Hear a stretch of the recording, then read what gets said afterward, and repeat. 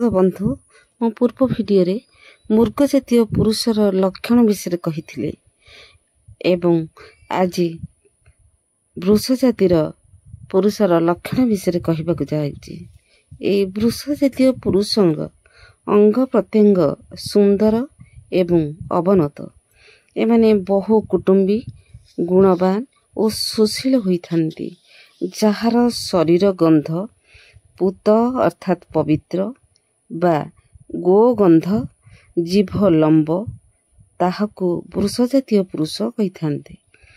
ଯାହାର ଶରୀର ହୃଷ୍ଟପୃଷ୍ଟ ହୋଇଥାଏ, ପଦଯୁଗଳ ଅପେକ୍ଷାକୃତ ଛୋଟ ଓ ଯିଏ ନିର୍ଲଜ ପ୍ରକୃତିର, ତାହାକୁ ବୃଷ ଜାତୀୟ ପୁରୁଷ କୁହାଯାଇଥାଏ।